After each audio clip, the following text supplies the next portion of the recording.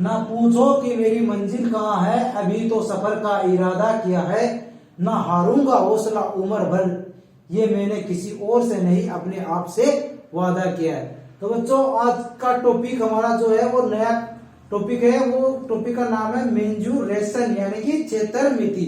तो बच्चों आज का हमारा जो टॉपिक है वो है मेंजुरेशन क्षेत्रमिति। तो आज की क्लास से आप लोग जुड़ जाइए और मेंजुरेशन टॉपिक हम लोग पढ़ते हैं, क्षेत्रफल निकालना पढ़ते हैं, क्षेत्रफल और आयतन निकालना हम लोग पढ़ते हैं। तो बच्चों ठीक है, आज की क्लास शुरू करते हैं हम लोग मेंजुरेशन क्षेत्रमिति। तो क्षेत्रमिति के बारे में पढ़ेंगे और स्टेप वाइज स्टेप पढ़ेंगे, स्टेप वाइज स्टेप पढ़ेंगे। पहले कौन सा टॉपिक पढ़ेंगे फिर कौन सा क्षेत्रमिति में वो देखना आप लोग। तो हमारे पास है मेंजुरेशन, मेंजुरेशन, मेंजुरेशन को हिंदी में बोलते हैं क्षेत्रमिति। तो इसको दो पार्टों में हम लोग पढ़ेंगे, एक पार्ट में तो पढ़ेंगे हम लोग क्षेत्रफल और एक में पढ़ेंगे आयतन। एक में तो पढ़ेंगे क्षेत्रफल और एक में पढ़ेंगे आयतन। आयतन इंग्लिश में बोले तो उसको वॉल्यूम। एक में पढ़ेंगे क्षेत्रफल, एक में आयतन। क्षेत्रफल को बोलते हैं एरिया और आयतन को बोलते हैं वॉल्यूम। तो क्षेत्रफल कौन सा का निकालते हैं हम लोग और किसका आयतन निकालते हैं, किसका क्षेत्रफल, वो भी आप लोग ध्यान रखना। क्षेत्रफल निकालते हैं हम लोग 2D वालों का, जो 2D में होते हैं, 2D में जो आकृतियां होती है उनका हम लोग क्षेत्रफल निकालते हैं। एग्जाम्पल के लिए देख लीजिए आप लोग, इसमें हो गया त्रिभुज, त्रिभुज, वर्ग, वृत्त, आयत और अदर ETC। आयतन किसका निकालते हैं, ये 3D में होती है, 3 डायमेंशन में होती है। जो आयतन जिन ज्यामिति का हम लोग निकालते हैं वो 3 डायमेंशन में होती है। और एग्जाम्पल के लिए हम लोग बात करेंगे तो वो बात करेंगे घन, घनाभ, घन, घनाभ, गोला, बेलन।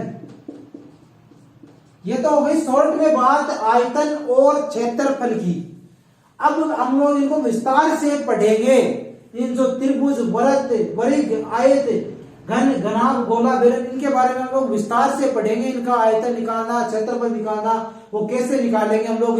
तो पहले हम लोग क्षेत्रफल से शुरुआत करते हैं। क्षेत्रफल में त्रिभुज पढ़ेंगे पहले हम लोग। तो आज हम लोग त्रिभुज पढ़ेंगे। वीडियो को लास्ट तक देखना, तो आपको ये कभी भी आपको क्षेत्रफल निकालने में और आयतन निकालने में कोई भी किसी भी तरह की प्रॉब्लम नहीं होगी। आप लोगों को किसी भी तरह की प्रॉब्लम नहीं होगी। तो बच्चों ठीक है, आज का वीडियो शुरू करते हैं, आज की क्लास शुरू करते हैं हम लोग यहीं पर। तो आज की क्लास में हमारा है जो पहले क्षेत्रफल पढ़ेंगे, क्षेत्रफल के अंदर हम लोग पढ़ेंगे वो पढ़ेंगे त्रिभुज, त्रिभुज, त्रिभुज। ये हमारे पास एक त्रिभुज है, त्रिभुज ABC, त्रिभुज ABC। इसकी जो भुजा है वो AB और C, small a, small b, small c भुजा है। तो आपको बता देता हूं कि त्रिभुज क्या होता है। त्रिभुज क्या होता है, त्रिभुज 3 भुजाओं से घिरी हुई बंद आकृति को त्रिभुज कहते हैं। 3 भुजाओं से घिरी हुई बंद आकृति को त्रिभुज कहते हैं। तो त्रिभुज की बात कर रहे हैं हम लोग, यहाँ पर त्रिभुज 3 भुजाओं से घिरी बंद आकृति। 3 भुजाएं कौन कौन सी है, भुजा AB, भुजा BC और भुजा AC। तो भुजा AB का माप तो है स्मॉल a, भुजा BC का मान है स्मॉल b और भुजा AC का मान है स्मॉल c। बच्चों तो बात हो गई भुजा AB, भुजा AB, भुजा BC, भुजा AC। अब बात करते हैं इसके अंदर और जो त्रिभुज होता है उसके जो आंतरिक कोण होते हैं, त्रिभुज के जो आंतरिक कोण होते हैं उनका योग हमेशा 180 डिग्री होता है। त्रिभुज के आंतरिक कोणों का मान हमेशा 180 डिग्री होता है। बच्चों सबसे इंपॉर्टेंट बात है, छोटी सी बात है, इसमें भी किसी तरह की कोई गलती मत करना। त्रिभुज के आंतरिक कोणों का मान हमेशा 180 डिग्री होता है। अब बात करेंगे त्रिभुज का परिमाप निकालने की। तो त्रिभुज का परिमाप निकालेंगे हम लोग, त्रिभुज का परिमाप। त्रिभुज का परिमाप क्या होता है, त्रिभुज की जो तीनों भुजाएं होती है उनका योग ही त्रिभुज का परिमाप होता है। उन तीनों का सम जो योग होता है वही इनका परिमाप होता है। तो भुजा A plus B plus C ये हो गया इनका परिमाप। त्रिभुज का परिमाप क्या होता है, तीनों भुजाओं का योग ही त्रिभुज का परिमाप होता है। अब बात करेंगे अर्ध परिमाप की। अर्ध परिमाप, अर्ध परिमाप क्या होता है? जो तीनों भुजाओं का जो योग होता है उनका आधा ही अर्ध परिमाप होता है। जो परिमाप का जो आधा होता है वो ही त्रिभुज का अर्ध परिमाप होता है। अब बात करेंगे त्रिभुज के क्षेत्रफल की। त्रिभुज का क्षेत्रफल कैसे निकालेंगे हम लोग? त्रिभुज का क्षेत्रफल, तो त्रिभुज का क्षेत्रफल निकालते हैं। त्रिभुज का क्षेत्रफल कैसे निकालेंगे वो देखना आप लोग। ये त्रिभुज का अर्ध परिमाप होता है, इसको रिप्रेजेंट करते हैं एस से। तो अर्ध परिमाप, यहाँ पर जो क्षेत्रफल निकालने के लिए हम लोग अर्ध परिमाप यूज में लेंगे, तभी हम लोगों ने अर्ध परिमाप निकाला है। तो S into S minus A, S minus B और एस माइनस सी, और इनका अंडर रूट, यही होता है त्रिभुज का क्षेत्रफल। और एक सूत्र और होता है, वो कौन सा है त्रिभुज का क्षेत्रफल निकालने का, वो देखना आप लोग। 1/2 इंटू आधार इंटू ऊंचाई, त्रिभुज की ऊंचाई। ऊंचाई को हम लोग दूसरे शब्दों में कहें तो शीर्षलंब। त्रिभुज में जो शीर्षलंब होता है वो ऊंचाई का काम करता है, ऊंचाई उसी को रिप्रेजेंट करते हैं। तो बच्चों ये हम लोगों ने सूत्र लिखा है त्रिभुज के क्षेत्रफल निकालने की, परिमाप निकालने की। अब इस पर एक छोटा सा उदाहरण करते हैं हम लोग, एक छोटा सा उदाहरण। बाकी उदाहरण है मैं आपको बाकी जो क्वेश्चन है वो एक स्पेशल क्लास लेकर आऊंगा, जिसके अंदर सब टॉपिकों के क्वेश्चन, जैसे टॉपिक कंप्लीट होगा, को टॉपिक कंप्लीट होता है, सबके क्वेश्चन कराऊंगा आपको। और साथ में एक एक दो क्वेश्चन हम लोग एग्जाम्पल भी करेंगे। तो बच्चों अभी हमारे पास एक त्रिभुज दिया है, हमारे पास एक त्रिभुज दिया है, त्रिभुज एबीसी, त्रिभुज ए बी सी, जिसकी एक भुजा है 5 सेंटीमीटर, एक भुजा है 7 सेंटीमीटर और एक भुजा जो है वो है 9 सेंटीमीटर। तो पहले तो त्रिभुज का परिमाप निकाल दो भाइयों। त्रिभुज का परिमाप, तो त्रिभुज का परिमाप क्या हुआ? 5 + 7 + 9 बराबर 21। 5 + 7 + 9 बराबर 21 सेंटीमीटर। ये सेंटीमीटर में इसमें बुझाए, तो ये इसका परिमाप हो गया। अब अर्ध परिमाप भी निकाल लेते हैं हम लोग। अर्ध परिमाप, अर्ध परिमाप क्या होगा? 21/2 सेंटीमीटर, 21/2 सेंटीमीटर। अब निकालते हैं इस त्रिभुज का क्षेत्रफल। अब निकालेंगे इस त्रिभुज का क्षेत्रफल। अर्ध परिमाप का हमें पता ही है, ऐसी जो परिमाप होता है, तो इसका सूत्र क्या होता है वो आपको पता होना चाहिए, जो मैंने अभी जस्ट बताया। S into S minus A, S minus B into S minus C, S into S minus A, S minus B into S minus C का अंडर रूट। तो अब एस का मान हमारे पास क्या? 21/2, एस का मान 21/2। फिर आगे लिखे हम लोगों ने 21/2 माइनस ए का मान कितना है हमारे पास? 5 है, ए का मान 5 है। फिर 21/2 माइनस 7, फिर 21/2 माइनस 9। अब इनको सोल्व करते हैं तो आ जाएगा हमारे पास 21/2 इंटू 21/2 माइनस 10, 21, इसको सोल्व करेंगे हम लोग एलसीएम निकाल करके, तो हमारे पास आएगा 11/2। इसको सोल्व करेंगे तब हमारे पास आएगा 7/2, और इसको सोल्व करेंगे तब हमारे पास आएगा 3/2, और इन सब का अंडर रूट ले लेंगे। हमें पता है कि 21 को 3 × 7 लिख सकते हैं हम लोग, तो एक 7 ये रहा, एक ये रहा, तो एक 3 और एक 7 बाहर आ जाएगा। 3 × 7, इसमें 4 2 है, 2 कितनी बार है? 4 बार है, तो 2 2 बाहर ले लेंगे हम लोग इसका, और फिर अंडर रूट बच गया 11।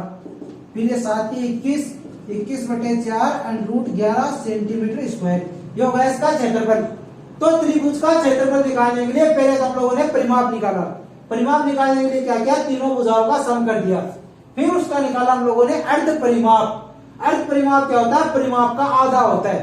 फिर अर्ध परिमाप की सहायता से हम लोगों ने क्षेत्रफल निकाला, जिसका सूत्र है S into S minus A, S minus B into S minus C का अंडर रूट। ये हो गया त्रिभुज की बात हो गई। अब हम लोग आगे बढ़ेंगे समबाहु त्रिभुज के बारे में। समबाहु त्रिभुज का क्षेत्रफल कैसे निकालते हैं उसके बारे में हम लोग आगे पढ़ेंगे। समबाहु त्रिभुज, बात करते हैं हम लोग समबाहु त्रिभुज की बच्चों। समबाहु त्रिभुज, समबाहु त्रिभुज की क्या खास बात होती है वो सुनना आप लोग।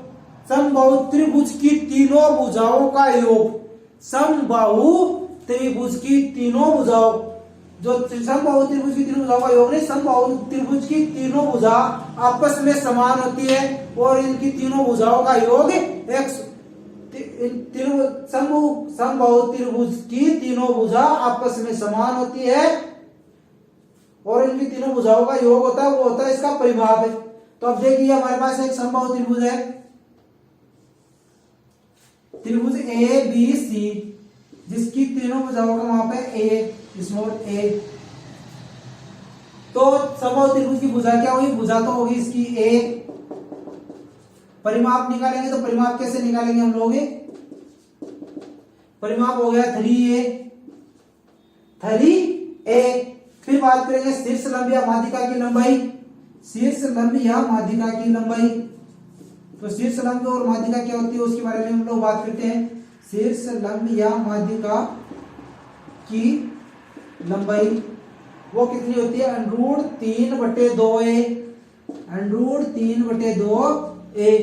तो ये हो गई इसका शीर्ष लंब, ये भी इसका शीर्ष लंब है और ये भी इसका शीर्ष लंब है। ये शीर्ष लंब हो गया बच्चों। शीर्ष लंब या माध्यिका की लंबाई क्या हुई, √3/2a। आ रहा होगा आप लोगों के समझ में। अब बात करते हैं समबाहु त्रिभुज का क्षेत्रफल निकालने की। समबाहु त्रिभुज का क्षेत्रफल कैसे निकालेंगे वो देखिए आप लोग। समबाहु त्रिभुज का क्षेत्रफल, समबाहु त्रिभुज का क्षेत्रफल, समबाहु त्रिभुज का क्षेत्रफल होता है वो होता है √3/4 का a², √3/4 इंटू a²। समबाहु त्रिभुज का क्षेत्रफल क्या होता है, √3/4 a²। तो दोबारा देखिए समबाहु त्रिभुज की खास विशेषता क्या होती है, इसकी तीनों भुजा समान होती है। इसका परिमाप जो होता है वो होता है 3a। शीर्ष लंब या माध्यिका की जो लंबाई होती है वो होती है √3/2a।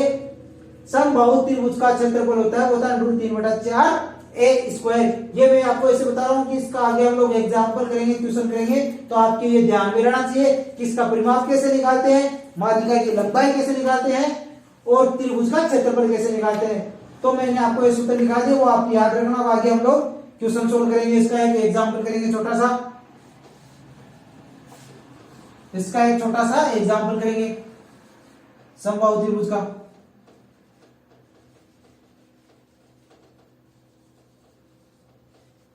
हमारे पास समबाहु त्रिभुज है जिसकी भुजा का माप है 6 सेंटीमीटर, 6 सेंटीमीटर।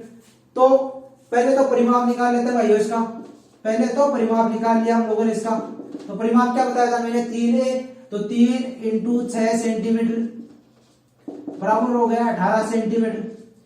त्रिभुज का परिमाप तो हो गया 18 सेंटीमीटर। अब बात करते हैं, त्रिभुज का परिमाप तो निकाल लिया और माध्यिका की लंबाई भी हमें निकालनी है। माध्यिका की लंबाई,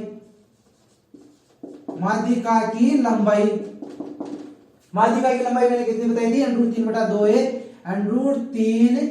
√3/2 इंटू a का मान कितना दे रखा हमारे पास 6 सेंटीमीटर। तो √3/2 इंटू 6 सेंटीमीटर। तो ये हो गया हमारे पास 3√3 सेंटीमीटर।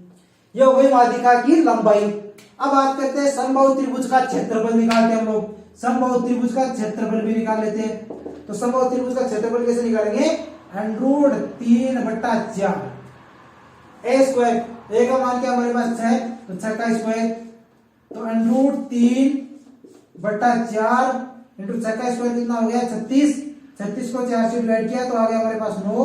तो 9 इंटू 3 हो गया 9√3 सेंटीमीटर स्क्वायर।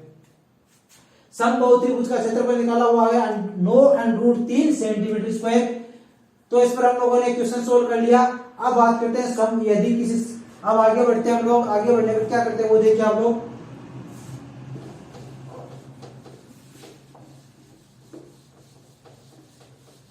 समबाहु त्रिभुज के बारे में पढ़ेंगे पर थोड़ा सा हटकर के क्वेश्चन होगा, वो कैसे निकालेंगे हम लोग वो देखना बच्चों। काम का क्वेश्चन है एकदम। हमारे पास एक समबाहु त्रिभुज दिया है, ये हमारे पास एक त्रिभुज है समबाहु ए बी और सी, जिसकी जो भुजा है वो है ए, तीनों भुजाएं यह हमें पता है कि समबाहु त्रिभुज की तीनों भुजाएं इक्वल होती है। अब इसके अंदर एक समषष्ठ भुज बना हुआ है, समबाहु त्रिभुज के अंदर एक समषष्ठ भुज बना हुआ है। समषष्ठ भुज हमारे पास है P Q R S T U, और जिसकी तो भुजा है समषष्ठ भुज की वो तो हमें पता है छह की छह भुजा इसकी इक्वल है, समषष्ठ भुज तभी हुआ है। जो इसकी भुजा का जो मान है वो है x, भुजा का मान कितना है x। अब आपको मैं एक बात बता दूं, जो ये समषष्ठ भुजा है इसकी जो भुजा है वो कैसी है कि जो हमारे पास जो त्रिभुज है इसकी भुजा है ना,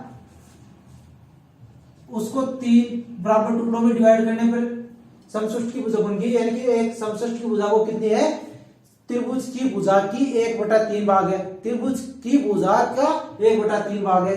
तो अब हम लोग आगे बात करते हैं इसकी। तो ये क्या है कि एक समबाहु त्रिभुज है जिसके अंदर एक समषष्ठ भुज बना हुआ है, एक समषष्ठ भुज बना हुआ है बच्चों। तो पहले तो इसकी समषष्ठ भुज की भुजा निकालते हैं। तो 3x बराबर AB, 3x बराबर AB, AB का मान हमें पता है A है, ये A, x बराबर क्या हो गया A/3, ये तो हो गई समषष्ठ भुज की भुजा। अब बात करते हैं A क्या है, हमें पता है समबाहु त्रिभुज की भुजा है। अब समषष्ठ भुज का क्षेत्रफल निकालते हैं बच्चों। समषष्ठ भुज का क्षेत्रफल क्या होता है, समषष्ठ भुज का क्षेत्रफल, भुज का क्षेत्रफल, समषष्ठ भुज का क्षेत्रफल क्या होता है, वो होता है 6√3/4 इंटू भुजा का स्क्वायर। यहां पर जो भुजा है वो ना कि त्रिभुज की भुजा है, त्रिभुज की भुजा नहीं है, वो है समषष्ठ भुज की भुजा। समषष्ठ भुज की भुजा हमें पता है x बराबर क्या है A/3, तो यहाँ पर A/3 यूज करेंगे ना कि A यूज करेंगे। भुजा का मतलब ये नहीं देखना कि त्रिभुज के, क्वेश्चन में त्रिभुज की भुजा दिया हुआ होगा और हमें सवाल ये करवाएगा समषष्ठ भुज का क्षेत्रफल पूछ लेगा, तो त्रिभुज की भुजा से पहले तो हम लोग समषष्ठ भुज की भुजा निकालेंगे और फिर उसका क्षेत्रफल निकालेंगे। तो बच्चों इस पर एक छोटा सा क्वेश्चन हो जाए तो ठीक है, एक छोटा सा क्वेश्चन कर लेते हैं हम लोग।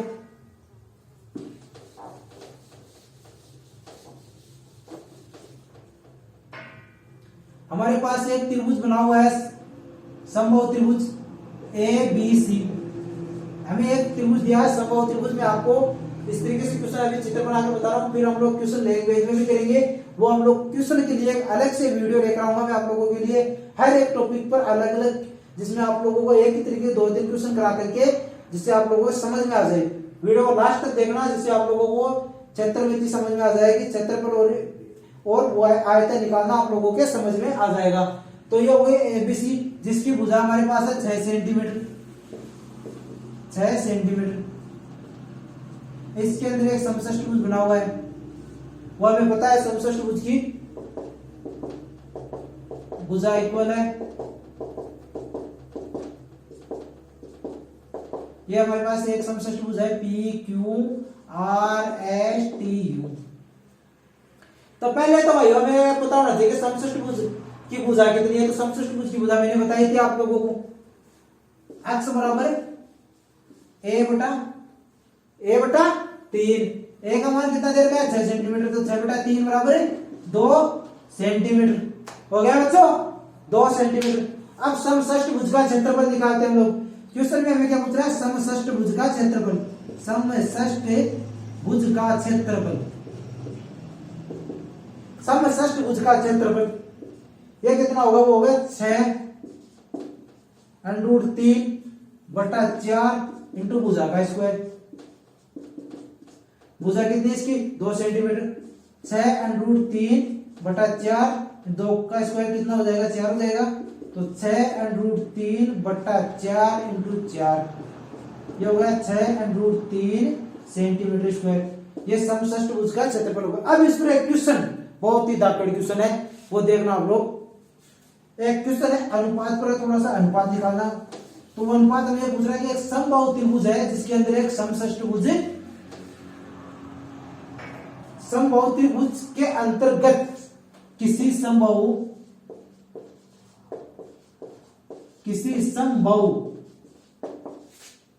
त्रिभुज के अंतर्गत समषष्ठ भुज बना हुआ है, समषष्ठ